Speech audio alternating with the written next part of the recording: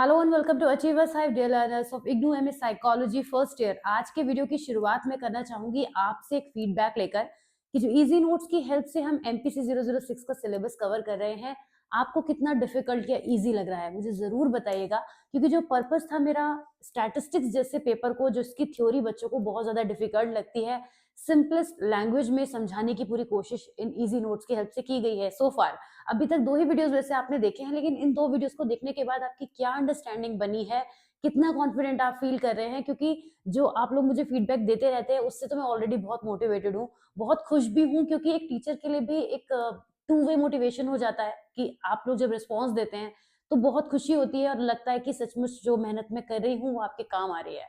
तो ऐसे ही प्यार भरे कमेंट्स की बौछार आप करते रहिए, मुझे बहुत अच्छा लग रहा है और बहुत मोटिवेटेड मैं तो हूँ ही, लेकिन हाँ, आपका रिस्पॉन्स जरूर जानना चाहूंगी। और फिलहाल आज का वीडियो हम स्टार्ट करेंगे जिसमें हम 7th टॉपिक पर आ गए हैं। प्रीवियस 6 टॉपिक्स को स्टैटिस्टिक्स के आपने पढ़ा है और एक्सप्लेनेशन के थ्रू आपने अंडरस्टैंड किया है कि किस तरह से आपको एग्जामिनेशन में उसको लिख कर आना है। ये नोट्स हैं, इजी नोट्स, जिनकी हेल्प से हम वीडियो कवर कर रहे हैं, टॉपिक्स को कवर कर रहे हैं, स्टैट्स के इंपॉर्टेंट। ज्यादा टॉपिक नहीं है जैसे मैंने बताया, तो सभी टॉपिक्स को आप कवर करके जाइएगा। आज एक स्टूडेंट ने मुझसे व्हाट्सएप पे क्वेश्चन पूछा था, अभी पहले मैं वो भी जिक्र कर दूं क्योंकि बहुत काम की बात है सभी के लिए। कुछ बच्चे ऐसे हैं जो पूरी तरीके से स्टैटिस्टिक्स में न्यूमेरिकल पर ही डिपेंडेंट है, वो ये चाहते हैं कि न्यूमेरिकल पोर्शन अच्छे से हो तो हम स्कोर कर लें।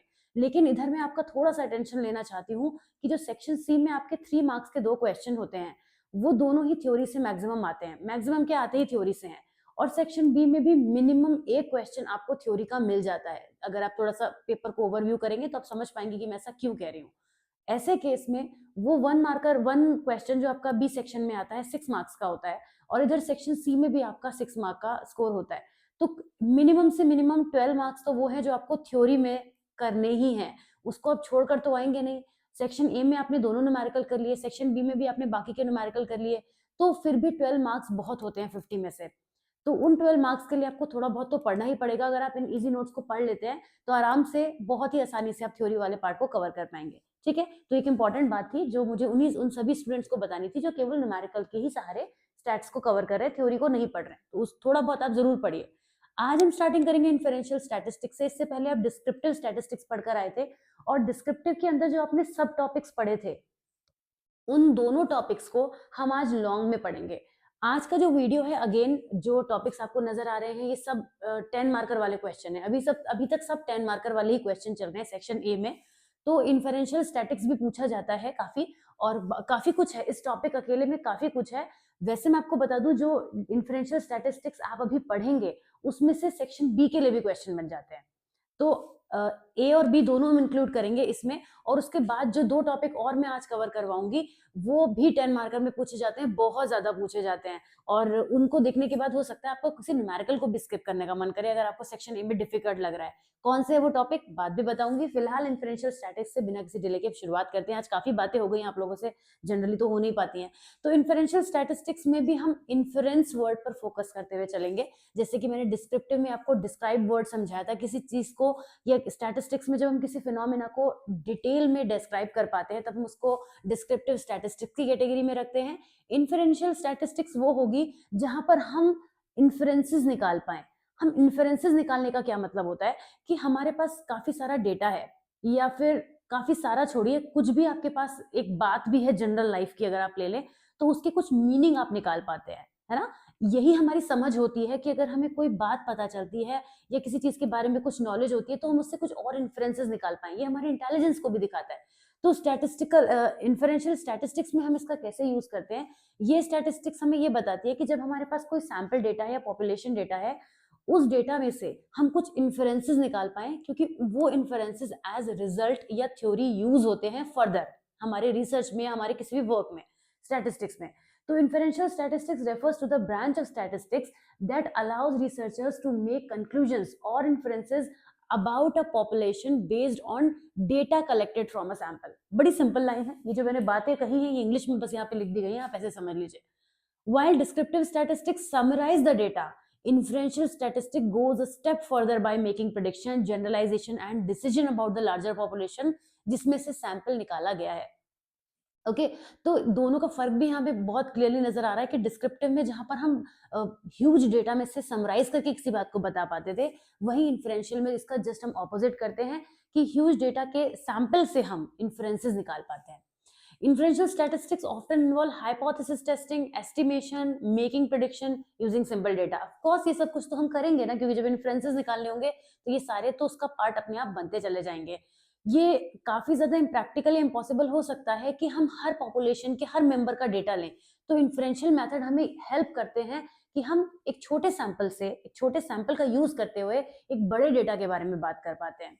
ऑलराइट, इसका मैं एक सिंपल एग्जांपल दूं, अगर जनरल लाइफ में अभी एक ही कॉन्सेप्ट्स की तरफ आएंगे तो एक जनरल एग्जांपल मैं आपको दूं, तो जैसे हमारे पास एक बड़ी क्लास होती है और उस क्लास के हमने कुछ दो बच्चे, कहते हैं ना रिप्रेजेंटेटिव की तरह से, अगर दो बच्चे आके बहुत अच्छा बिहेव करते हैं, या कोई बच्चा, क्लास भी छोड़िए, ये एग्जांपल से भी बहुत आसान एग्जांपल मैं आपको बताती हूँ।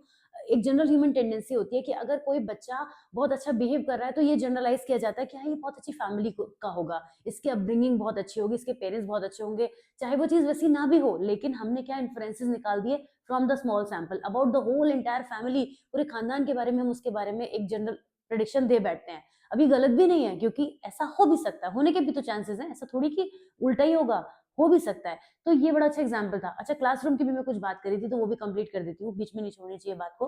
क्लासरूम में भी यही होता है कि अगर हमारे क्लास में कोई बच्चा बहुत अच्छा परफॉर्म करता है तो हम उस क्लास को मानते हैं कि हाँ ये बच्चा इस क्लास में बहुत अच्छा है, ये क्लास अच्छी है। या उसके कई सैंपल अगर हमें अच्छे दिख जाएं, उसमें कई बच्चे अच्छे परफॉर्म कर जाएं, तो हम उस क्लास को अच्छा कहने लग जाते हैं। तो यही था कि हम एक सैंपल की हेल्प से बड़ी पॉपुलेशन के बारे में कुछ बता पाते हैं। इन्फ्रेंशियल स्टैटिस्टिक्स में कौन कौन से कॉन्सेप्ट्स हैं जो वर्क करते हैं? सबसे बड़ा तो यही है, पॉपुलेशन एंड सैंपल। इसको अच्छे से समझ लीजिएगा, क्योंकि आगे आपको मिलता रहेगा, टकराता रहेगा कई बार। पॉपुलेशन और सैंपल का मतलब क्या है कि पॉपुलेशन तो होती है एंटायर सेट ऑफ इंडिविजुअल्स और डेटा पॉइंट्स जिसके बारे में हम स्टडी कर रहे हैं। जब हम पूरे ही सब्जेक्ट को लेके चलते हैं, पूरे एवरीथिंग अबाउट इट, तो वो हमारा पॉपुलेशन कहलाता है। सैंपल का मतलब होता है उस पॉपुलेशन का एक छोटा सा टुकड़ा, छोटा सा पार्ट, उसको हम सैंपल कहते हैं। वैसे भी पता है आपको सैंपल क्या होता है। अब पॉपुलेशन और सैंपल का रिलेशनशिप ये होता है कि पॉपुलेशन में से सैंपल लिया जाता है, राइट, और सैंपल की हेल्प से पॉपुलेशन के बारे में बताया जा सकता है। सैंपल से इन्फ्रेंसेस निकाल के हम पूरी पॉपुलेशन के बारे में बता सकते हैं, जैसे हम उस बच्चे के अपब्रिंगिंग से लेके और उसकी सारी चीजों के बारे में, उसके पूरे फैमिली के बारे में बात कर रहे थे। तो वही चीज यहाँ पे पॉपुलेशन और सैंपल हो जाती है। यहाँ पे पैरामीटर वर्सेस स्टैटिस्टिक्स की भी बात होती है। पैरामीटर का मतलब होता है कि किसी भी पॉपुलेशन के बारे में कोई कैरेक्टरिस्टिक को डिस्क्राइब करने के लिए कोई एक ऐसी न्यूमेरिकल वैल्यू, तो उसको हम पैरामीटर कहते हैं। और स्टैटिस्टिक का मतलब हो गया कि जो न्यूमेरिकल वैल्यू है, जब वो पूरे सैंपल की हेल्प से पूरे पॉपुलेशन को डिस्क्राइब कर देगी, तो उसमें हम सैंपल मीन, सैंपल वेरिएंस लेते हैं। और पैरामीटर में हम पॉपुलेशन मीन, पॉपुलेशन वेरिएंस लेते हैं। सैम्पलिंग डिस्ट्रीब्यूशन कैसे होता है? Probability distribution of a given statistic based on a random sample. जब आपने सेंट्रल लिमिट थ्योरम पढ़ी थी सीएलटी, इसमें भी हमने पढ़ा था कि sampling distribution of the sample mean will be approximately normal if the sample size is sufficiently large. अगर हमने सैंपल का साइज जो है वो प्रॉपर लिया है ना, इनफ लिया है, तो वो हमारी पूरी पॉपुलेशन को डिस्क्राइब करेगा और जो डेटा है वो भी नॉर्मली डिस्ट्रीब्यूटेड हो जाएगा। तो कैसे पॉपुलेशन का डिस्ट्रीब्यूशन है इससे मतलब नहीं है, लेकिन अगर सफिशिएंटली लार्ज डेटा लिया है तो वो एक अच्छा सैम्पलिंग डिस्ट्रीब्यूशन करेगा। हाइपोथेसिस टेस्टिंग होती ही होती है इसमें, लेकिन हाइपोथेसिस टेस्टिंग में क्या क्या चीजें और आती हैं? जब कोई हाइपोथेसिस टेस्ट की जाती है तो पहले एक नल हाइपोथेसिस अज्यूम की जाती है और ऑल्टरनेटिव हाइपोथेसिस भी अज्यूम की जाती है। इसके बारे में कई वीडियो में बात चल रही है लगातार, तो ज्यादा तो बात नहीं करूंगी मैं। लेकिन नल हाइपोथेसिस एक ऐसा स्टेटमेंट होता है जो ये बताता है कि या तो कोई इफेक्ट या कोई डिफरेंस नहीं है जिन ग्रुप्स को, जिन सैंपल्स को, जिन पॉपुलेशंस को हम आपस में कंपेयर कर रहे हैं, उनके मीन्स के बीच में, उनके वेरिएंस के बीच में कोई डिफरेंस नहीं है, ये नल हाइपोथेसिस कहती है। लेकिन हो भी सकता है, ये ऑल्टरनेटिव हाइपोथेसिस कहती है, वो जो कि नल हाइपोथेसिस को कॉन्ट्राडिक्ट करती है। फिर पी वैल्यू भी हम निकालते हैं। अगर नल हाइपोथेसिस ट्रू निकल जाए तो पी वैल्यू क्या होती है, वो एक सर्टेन थ्रेशोल्ड के बिलो चली जाती है पी वैल्यू, ये हम कैलकुलेट करते हैं। तो इसकी बात अभी डिटेल में नहीं करेंगे। टाइप 1 एरर, टाइप 2 एरर भी होती हैं। ये क्या होती हैं? ये तो शॉर्ट में सेक्शन बी में पूछा जाने वाला क्वेश्चन है, नहीं तो सेक्शन सी में तो नजर ही आ जाता है ये टॉपिक। इस पर तो बहुत अच्छे से हमें बात करनी है, तो मैं इसको ज्यादा भी नहीं बात करूंगी। लेकिन टाइप 1 एरर में हम नल हाइपोथेसिस को रिजेक्ट कर देते हैं जब ये ट्रू होती है, और टाइप 2 एरर तब क्रिएट होती है जब हम नल हाइपोथेसिस को we are failing to reject the null hypothesis, जब ये फॉल्स है, मतलब कुछ चीजें ऑपोजिट होती है। बहुत अच्छे से आगे समझाऊंगी, थोड़ा सा सब्र कीजिए, वहीं पर आगे बात करेंगे। ठीक है, अभी इतनी आफत करने की कोई जरूरत नहीं है। अब आता है कॉन्फिडेंस इंटरवल। कॉन्फिडेंस इंटरवल का मतलब होता है कि ये वैल्यूज की रेंज होती है जो कि सैंपल से डिराइव्ड होते हैं, that is likely to contain the population parameter with a certain level of confidence. 95% confidence interval भी होता है। अगर हम 95% कॉन्फिडेंस इंटरवल निकाल रहे हैं किसी सैंपल के लिए, तो मतलब हम 95% कॉन्फिडेंट हैं कि जो ट्रू पॉपुलेशन का जो मीन है वो उसी इंटरवल के अंदर फॉल हो रहा है। स्टैटिस्टिकल वे में पूरा ये चीज की जाती है, तो उसे हम कॉन्फिडेंस इंटरवल कहते हैं। एस्टिमेशन भी यहाँ पर होता है, पॉइंट एस्टिमेशन, इंटरवल एस्टिमेशन। ये टॉपिक शॉर्ट में पूछे जाते हैं बी सेक्शन में, आगे इनसे भी मुलाकात होगी आपकी। लेकिन for the time being a single value estimate of a population parameter, या फिर इंटरवल एस्टिमेशन में हम एक इंटरवल पे चलते हैं, एक वैल्यूज की एक रेंज होती है पैरामीटर्स की। ओके, आगे डिटेल में बात करेंगे। थोड़ा अगर मैं किसी चीज को छोड़ रही हूँ तो आप थोड़ा समझ पर भरोसा रखकर चलिए कि आगे मैं बोल रही हूँ तो उससे आपकी मुलाकात में जरूर करवाऊंगी। मैं आपको किसी भी टॉपिक से दूर नहीं होने दूंगी। कॉमन इन्फ्रेंशियल स्टैटिस्टिकल मेथड, ये थोड़ा फास्ट लेकर चलूंगी मैं, क्योंकि आपको पहले से पता है, स्टैट्स तो आप पढ़ते आ ही रहे हैं। टी टेस्ट में आप क्या करते हैं, दो ग्रुप्स के मीन को कंपेयर करते हैं, हाइपोथेसिस भी क्रिएट करते हैं टी टेस्ट में आप। तो वो इंडिपेंडेंट और पेयर टी टेस्ट दो टाइप से होते हैं। अनोवा आप कर रहे हैं, अनोवा भी दो टाइप का होता है, वन वे, टू वे। इनमें क्या करते हैं आपको पता है, दो या दो से ज्यादा ग्रुप के मीन्स को कंपेयर करते हैं। यहाँ पर भी यहाँ दो ग्रुप्स के मीन को कंपेयर करते हैं, दो या दो से ज्यादा को करते हैं। यहाँ पे वेरिएंस भी हम देखते हैं। ओके, ये भी दो टाइप के होते हैं। काई स्क्वायर टेस्ट में हम क्या करते हैं, कैटेगोरिकल वेरिएबल्स के बारे में फिगर आउट करते हैं, रिलेशनशिप, और काई स्क्वायर टेस्ट के बारे में आप लिख सकते हैं। रिग्रेशन एनालिसिस हम करते हैं, सिंपल लीनियर रिग्रेशन होता है जिसका न्यूमेरिकल आप करते हैं, और मल्टीपल रिग्रेशन भी होते हैं जिसमें दो या दो से ज्यादा इंडिपेंडेंट वेरिएबल्स होते हैं। कोरिलेशन के कितने मेथड्स आपने पढ़े हैं, पियर्सन का कोरिलेशन पढ़ा है, स्पीयरमैन्स रैंक कोरिलेशन पढ़ा है। कोरिलेशन में हम वेरिएबल्स के बीच में स्ट्रेंथ फाइंड आउट करने की कोशिश करते हैं, वो काम हम यहाँ से करते हैं कोरिलेशन के मेथड्स में। तो ये मेथड्स हो गए, मेथड्स में आप लिख सकते हैं आराम से, ये सब मेथड इसके अंदर आते हैं।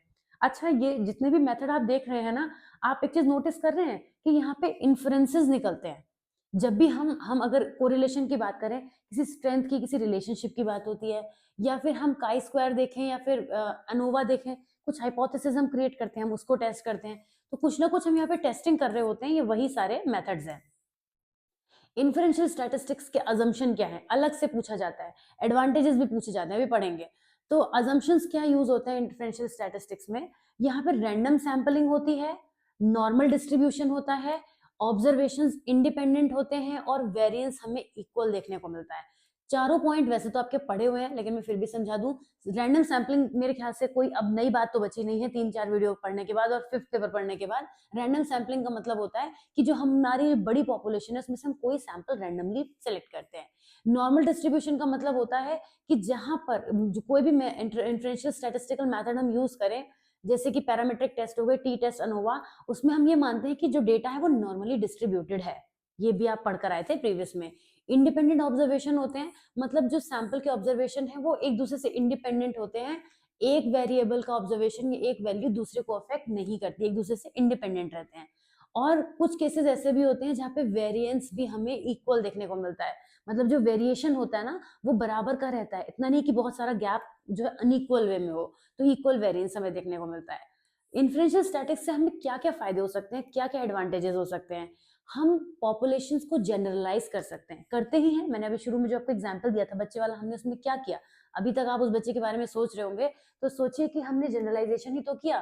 तो इन्फ्रेंशियल स्टैटिक्स से हम रिसर्चर्स जो होते हैं वो किसी भी पॉपुलेशन के बारे में जनरलाइजेशंस कर पाते हैं, और जनरलाइजेशन का मतलब हो गया किसी रिजल्ट पे पहुंचने की बात करते हैं। Hypothesis testing, of course hypothesis testing तो हम करते ही हैं इसकी हेल्प से। हाइपोथेसिस हम बनाते हैं, वो ट्रू निकल गई तो बहुत अच्छी बात है, हमारा जो काम है, जो हम रिसर्च करना चाह रहे हैं वो ट्रू हो जाती है। कॉन्फिडेंस इंटरवल से भी प्रिसीजन रहता है यहाँ पे। Confidence interval provide an estimate of the population parameter. Confidence interval की वजह से, क्योंकि अगर 95% कॉन्फिडेंस इंटरवल पे हम वर्क कर रहे हैं तो हम कॉन्फिडेंट होते हैं उस चीज को लेकर कि इसी के अंदर हमारी वैल्यूज आएंगी। डिसीजन मेकिंग में इन्फ्रेंशियल स्टैटिक्स, कोई भी फील्ड हो, मेडिसिन, साइकोलॉजी, इकोनॉमिक्स, बिजनेस, जहाँ पे डिसीजंस डेटा के बेसिस पर निकाले जाते हैं। मतलब आपने जैसे स्टॉक मार्केट में देखा होगा, लोग बहुत सारे स्टडी करते हैं, रिसर्च करते हैं, फिर वहां पे उस डेटा के बेसिस पर रिजल्ट निकालते हैं कि ऐसा तब हुआ था, तो इस बेसिस पर ये जो है ये पैरामीटर्स हम बना पा रहे हैं। तो वो उसी का एग्जाम्पल है। But at the same time inferential statistics की कुछ लिमिटेशंस भी हैं। ये अजम्पशन पर ही डिपेंडेंट है, और जो चीज अजम्पशन पर डिपेंड होगी उसमें हम भले ही मान तो लें, लेकिन 100% हमें यहाँ पे कुछ चीजें मिल नहीं पाएंगी। तो अगर ये अजम्पशंस वायलेटेड हो गए, रिजल्ट्स भी इनएक्यूरेट हो जाएंगे। मतलब जैसे मैंने अभी आपको एग्जांपल दिया शेयर मार्केट वाला, तो लोग उसके चार्ट को स्टडी करते हैं, ग्राफ्स को रीड करते हैं। अगर उनके इन्फ्रेंसेस ही गलत निकले तो जो वो रूल्स आगे बनाएंगे वो तो 100% गलत ही गलत होने हैं, है ना। तो ये पूरी तरीके से उस पर डिपेंडेंट रहते हैं, क्योंकि सैम्पलिंग एरर होने के चांसेस रहते हैं। हमने जो सैंपल चूज किया है, हम ये थोड़ी कह सकते हैं कि जब भी हम सैंपल लेंगे वो एकदम करेक्ट होगा, एक्यूरेट होगा, उसमें कोई एरर ही नहीं हो सकती। तो सैम्पलिंग एरर होने के चांसेस रहते हैं। अब आप समझ लीजिए, सैम्पलिंग में अगर एरर हो गई है तो प्रोसेस में आगे क्या क्या होगा, सब एरर की बातें हो जाएंगी। जनरलाइजेबिलिटी इश्यू होते हैं यहाँ पे। अगर इन्फ्रेंसेस एक सैंपल से निकाले गए हैं और वो सैंपल जो है वो पूरा का पूरा हमने एज अ पॉपुलेशन लिया है, तो वहां पे कुछ इनकरेक्ट कंक्लूजन भी हो सकते हैं। टाइप 1 टाइप 2 एरर्स भी यहाँ पे देखने को मिलती हैं, जिनके बारे में और आगे हम बात करेंगे। तो वैसे तो इन्फ्रेंशियल स्टैटिस्टिक्स एक पावरफुल टूल है कंक्लूजन ड्रॉ करने के लिए। किसी भी पॉपुलेशन डेटा, सैंपल डेटा निकाल कर हम बहुत सारी चीजें कर सकते हैं, और समरी में आपने जो अभी तक पढ़ा है वो आप आराम से लिख सकते हैं। आ जाते हैं टॉपिक पर जिसकी मैंने बात की थी वीडियो शुरू होने पर, कि ये ऐसा टॉपिक है जिसको आप थोड़ा सा पढ़ चुके हैं प्रीवियस वीडियो में। ये question measures of central tendency और जो 9th टॉपिक है मेजर्स ऑफ डिस्पर्जन, ये दोनों कलेक्टिव 5+5 में 10 मार्कर में काफी पूछे गए हैं। तो तैयार रहिए इस क्वेश्चन के लिए। अगर आ जाता है तो बहुत अच्छी बात है, क्योंकि आप तो पहले भी प्रीवियस वीडियो में पढ़कर आए हैं। आज मैं ज्यादा टाइम लूंगी नहीं, क्योंकि ऑलरेडी मैं आपको इसके बारे में बता चुकी हूँ, तो उसी हिसाब से हमारा वीडियो बहुत लेंदी तो जाएगा नहीं। फिलहाल मेजर्स ऑफ सेंट्रल टेंडेंसी वो स्टैटिस्टिकल टूल होते हैं जिसकी हेल्प से हम ये बता पाते हैं कि कोई भी जो डेटा है एज अ क्लस्टर में वो कहाँ पर फॉल हो रहा है ज्यादा। हमें इसकी हेल्प से किसी डेटा की समरी मिल जाती है, और जनरली जो हमारे मेजर ऑफ सेंट्रल टेंडेंसी है वो 3 है: मीन, मीडियन और मोड। ये पिक्चर की हेल्प से हम दिखाएंगे कि जब नॉर्मल डिस्ट्रीब्यूशन होता है तो मीन, मीडियन, मोड एक ही पॉइंट पर फॉल होते हैं। जब जो हमारा चार्ट है वो लेफ्ट स्क्यू हो जाता है तो मोड जो है वो यहाँ हो जाता है, इस तरीके से ग्राफ में चेंजेस हो जाते हैं, और राइट स्क्यू होने पर मोड, मीडियन और मीन की वैल्यू इस तरह से हमें देखने को मिलती है। अब मीन होता क्या है? Arithmetic mean. मीन होता है किसी भी डेटा सेट में जितनी वैल्यूज हैं उनका सम और divided by the total number of values, जिसको हम एवरेज भी शॉर्ट में कहते हैं। मीन का फॉर्मूला सभी जानते हैं। इस तरीके से अगर कुछ लगे कि ये क्या है, सिग्मा i इक्वल्स टू 120, क्योंकि कुछ बच्चे नॉन मैथमेटिकल बैकग्राउंड के होते हैं, वो इस सिंबल को देख के बहुत घबराते हैं। वैसे ये है कुछ नहीं, इसका मतलब होता है सम ऑफ ऑल द वैल्यूज, है ना। अगर मैं a से लेके z तक के नंबर को ऐड करना चाहती हूँ तो मैं a plus B plus C plus D पे 26 टाइम्स लिखूंगी, तो बहुत लंबा काम हो जाएगा ना। तो इसलिए हम उसके यहाँ पे सिग्मा का यूज करते हैं। ये रिप्रेजेंट करता है आप जहां से जहां तक जाना चाहते हैं। आप a से z तक जाना चाहते हैं तो a से z तक, यहाँ नीचे a लिख देते हैं, ऊपर z लिख देते हैं। बड़ा सिंपल है, मैथ्स में होता है राइट। तो हमने जहां से शुरुआत करी, यानी कि i से शुरुआत करी है, i equals to 1 to n, तो x i हमने यहाँ पे लिख दिया। वैसे मैं आपको मैथमेटिकल वे में क्यों बताने लगी, इसकी जरूरत नहीं है आपको। आप ध्यान रखिएगा, मीन का जो फॉर्मूला होता है जहां पर ये सारी वैल्यूज आपको, इसका फॉर्मूला आपको जरूर लिखना है जब ये पूछा जाए। उसके बाद आपका दिल करे तो आप एक एग्जाम्पल लिख कर दीजिए। इससे क्या होगा, आपका कंटेंट बढ़ेगा। और एग्जाम्पल तो हम लिखते ही है ना, जब थ्योरेटिकल पोर्शन होता है तो थ्योरी में लिखते हैं एग्जाम्पल, या न्यूमेरिकल हम बना सकते हैं, लेकिन न्यूमेरिकल सही करके आइएगा। ये मीन, मीडियन, मोड तक तो सही है, लेकिन जब रेंज, क्वार्टाइल, डेविएशन और इन सब में हम न्यूमेरिकल लगा देते हैं और हमें पता नहीं होता कैसे करना है, तो ज्यादा दिक्कत हो जाती है। तो एक एक न्यूमेरिकल प्रैक्टिस के लिए अपना थोड़ा सा रेडी कर लीजिएगा। जैसे कि एक डेटा सेट है तो इसका मीन क्या हो जाएगा, इन सब का सम डिवाइडेड बाय 5, क्योंकि ये 1 2 3 4 5 वैल्यूज है, तो आंसर 6 आ जाएगा। इसके एडवांटेजेस ये होते हैं, बहुत इजी होता है कैलकुलेट करने में, और ये सारे डेटा पॉइंट्स को ले लेता है।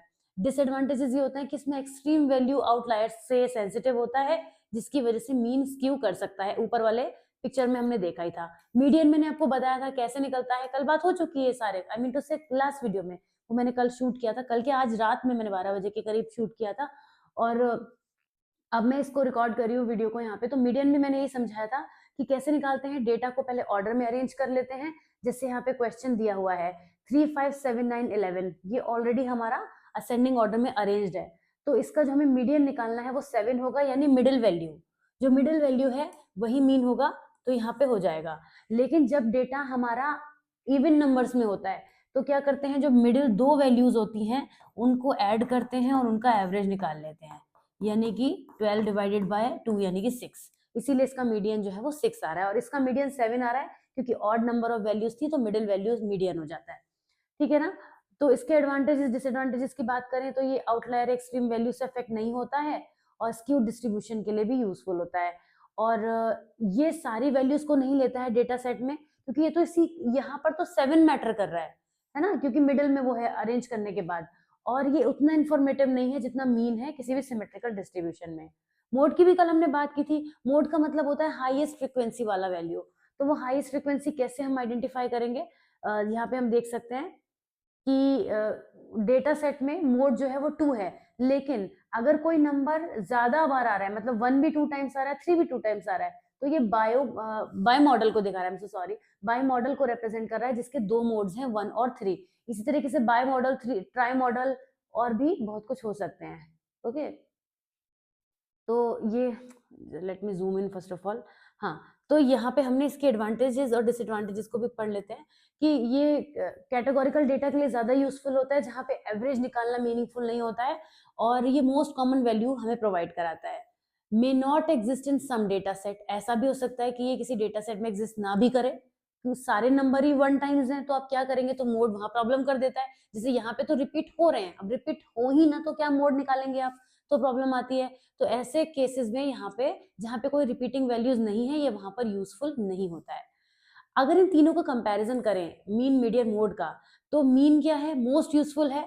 Median is preferable when dealing with skewed data. जब सिमेट्रिकली डिस्ट्रीब्यूशन है तो मीन प्रेफरेबल है, जब स्क्यूड डेटा है तो मीडियन प्रेफरेबल है, और जब कैटेगोरिकल डेटा है जिसको हमें कैटेगरी में डिवाइड करना है तो मोड प्रेफरेबल है। तीनों के ये यूसेज हो गए। तो हर मेजर ऑफ सेंट्रल टेंडेंसी हमें अलग अलग इंसाइट देती है। और इसी के साथ हम आते हैं मेजर ऑफ डिस्पर्जन पर, जिसको मेजर्स ऑफ वेरिएबिलिटी के नाम से भी आपने पढ़ा था।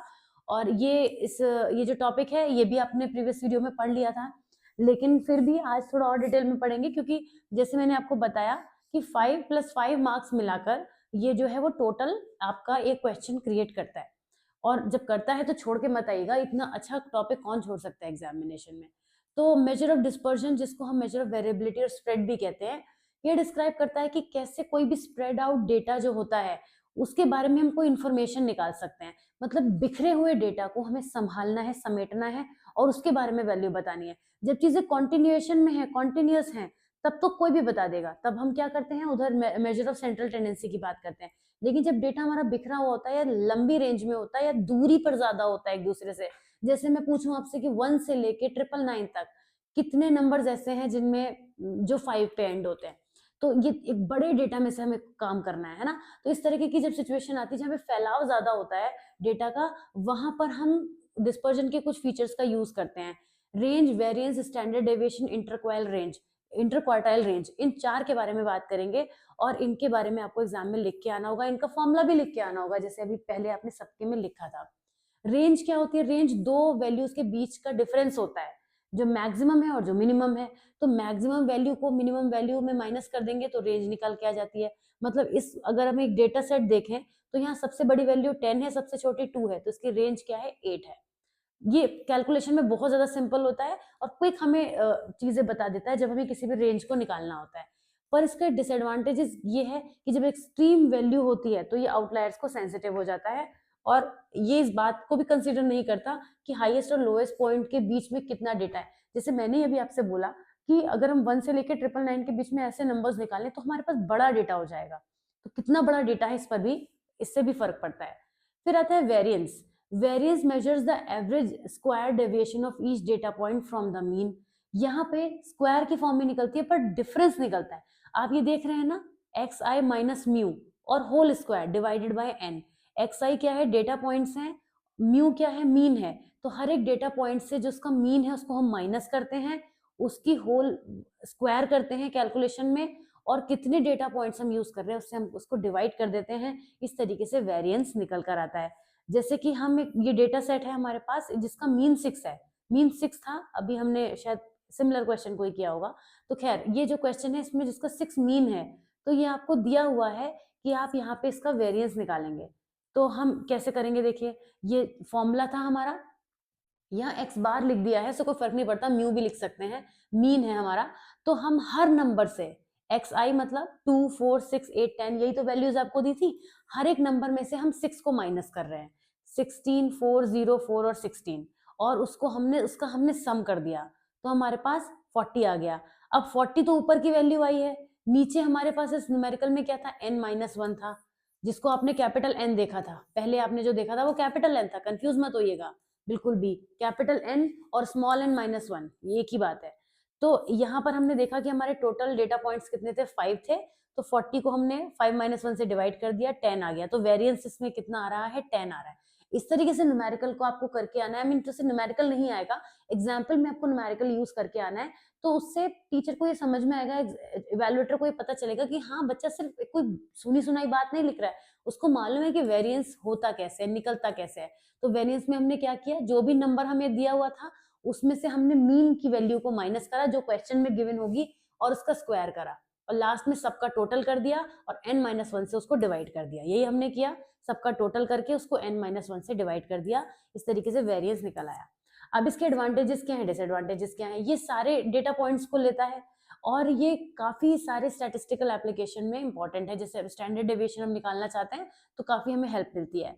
डिसएडवांटेजेस ये हैं कि इसमें हमें स्क्वायर्ड यूनिट्स में रिजल्ट चाहिए होता है, तो ओरिजिनल डेटा स्केल से वो चीजें डेविएट कर जाती हैं, मतलब हम बिगर वैल्यू की तरफ चले जाते हैं स्क्वायर करते करते, तो ये इसका डिसएडवांटेज काउंट किया जाता है। अब आता है स्टैंडर्ड डेविएशन। स्टैंडर्ड डेविएशन में हम क्या करते हैं, standard deviation is the square root of the variance. जो हमने अभी वेरिएंस निकाला था ना, उसका स्क्वायर रूट जब हम करते हैं, मतलब अगर उसी क्वेश्चन में हमें स्टैंडर्ड डेविएशन निकालना था तो हमने जो 40 वैल्यू निकाली थी ना, उसका स्क्वायर रूट हम करेंगे, तो हमें यहाँ पे स्टैंडर्ड डेविएशन मिल जाएगा। Standard deviation is the square root of the variance bringing the measure back to the same unit as the data.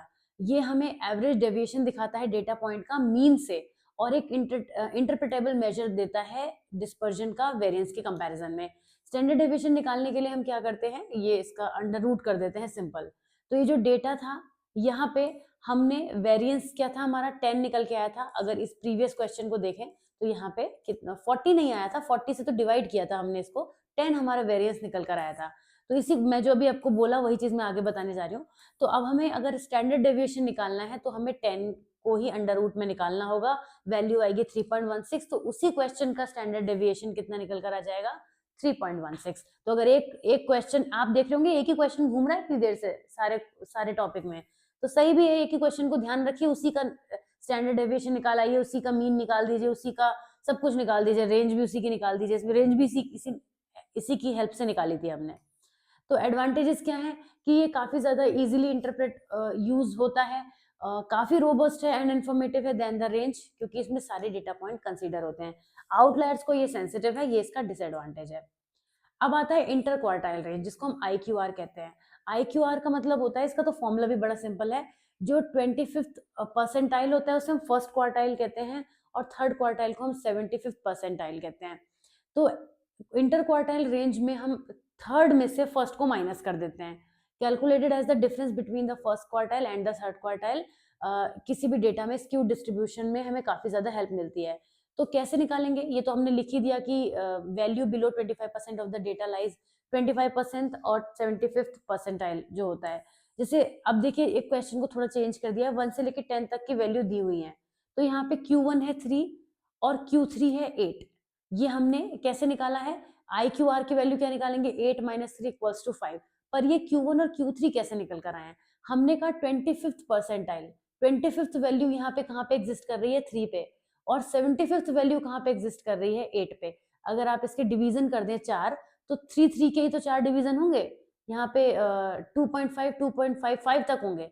तो जो थर्ड नंबर है वो शुरुआत के फर्स्ट क्वार्टाइल में आ जाएगा, और ये जो 8th है वो थर्ड क्वार्टाइल यहाँ पे खत्म हो रहा है। तो इसीलिए इन दोनों का जब हम माइनस करेंगे तो 5 वैल्यू मिल जाएगी। एडवांटेजेस की बात करें तो ये आउटलायर्स या एक्सट्रीम वैल्यू से अफेक्ट नहीं होते हैं, और एक अच्छा हमें सेंट्रल पोर्शन प्रोवाइड कराते हैं किसी भी डेटा का। डिसएडवांटेजेस ये हैं इसके कि ये डिस्पर्जन के टेल्स को इग्नोर कर देता है, ये इसके डिसएडवांटेज में काउंट होता है। और एक हमें मिलता है मीन एब्सोल्यूट डेविएशन, जिसको हम MAD बोलते हैं। MAD क्या होता है, mean absolute deviation is the average of the absolute differences between each data point and the mean. Her data point के बीच में जो डिफरेंस होता है मीन के साथ में, उसको जब हम n से डिवाइड करते हैं तो हम उसको मीन एब्सोल्यूट डेविएशन कहते हैं। यहाँ पे क्योंकि नाम भी है मीन, तो मीन से डेविएशन जो होता है उसकी हम बात करते हैं। कैसे कैलकुलेट होता है ये, यहाँ पे पहले तो उसका फॉर्मूला आप लिखेंगे, और इसमें हमने कोई न्यूमेरिकल हेल्प के लिए लिया नहीं है, लेकिन आप एक फॉर्मूले की तरह से भी मेंशन करके आ सकते हैं। तो इसके एडवांटेज डिसएडवांटेजेस को आप पढ़ लीजिए। साथ ही साथ ये एक तो सिंपल होता है, ईजी होता है इंटरप्रिटेशन इसमें, और काफी लेस अफेक्टेड होता है बाय एक्सट्रीम वैल्यूज। डिसएडवांटेजेस ये हैं कि काफी ज्यादा कॉमनली यूज होता नहीं है, आप बाकी चीजों को ज्यादा सुनते हैं, इसको कम सुनते हैं। मेजर ऑफ डिस्पर्जन के कंपैरिजन अगर हम करें, जैसे पहले किया था उसमें हमने मीन मीडियन मोड में, उसी तरीके से रेंज, वेरिएंस, IQR, MAD, यहाँ पे हम देखते हैं कि रेंज सबसे सिंपल है, क्विक डेटा मिल जाता है। वेरिएंस और स्टैंडर्ड डेविएशन हमें डिटेल इन्फॉर्मेशन देते हैं, लेकिन वो आउटलायर से सेंसिटिव है। IQR क्या है, आउटलायर से रोबस्ट है, लेकिन ये गुड समरी देता है स्क्यूड डेटा के लिए। और MAD एक इंट्यूटिव मेजर है जो डेविएशंस के स्क्वायर को अवॉइड करता है, लेकिन काफी कम कॉमन है। तो हर मेजर ऑफ डिस्पर्जन जो है वो हमें एक अलग अलग डिफरेंट इंसाइट देता है डेटा के नेचर के हिसाब से। अब हम नेक्स्ट वीडियो में बात करेंगे पार्शियल एंड पार्ट कोरिलेशन से शुरुआत करेंगे, कोरिलेशन के बारे में बात करेंगे, और नेक्स्ट टॉपिक में हम इस नेक्स्ट वीडियो में हम इस टॉपिक से बिगिन करेंगे। आज के लिए जितना भी हमने समझा है बहुत सॉर्टेड था आज का वीडियो, कुछ बहुत बड़ी चीजें नहीं थी, कुछ तो आपने पहले से ही पढ़ा था, एक रिवीजन जैसा ही हो गया होगा आपका। लेकिन हाँ, इन्फरेंशियल स्टैटिस्टिक्स बहुत इंपॉर्टेंट है आज के वीडियो का पार्ट। इंपॉर्टेंट तो वो भी है जो दोनों आपने पढ़े हैं, पढ़ के सभी कुछ जाना है, सब कुछ इंपॉर्टेंट है। जो मैं पढ़ा रही हूँ सब इंपॉर्टेंट है, कुछ मत छोड़िए, मैं तो बस यही कहूंगी। और अपनी बात को यहीं पे खत्म करूंगी। मैं आपसे मिलूंगी नेक्स्ट वीडियो में। चैनल को जरूर सब्सक्राइब कर लीजिएगा, वीडियो को शेयर कर दीजिएगा, जो आपके स्टूडेंट्स, आपके जो फेलो मेट्स हैं जो पढ़ाई कर रहे हैं, उनकी भी हेल्प कीजिएगा। और मैं मिलती हूँ आपसे नेक्स्ट वीडियो में। Till then take care of yourself, bye bye.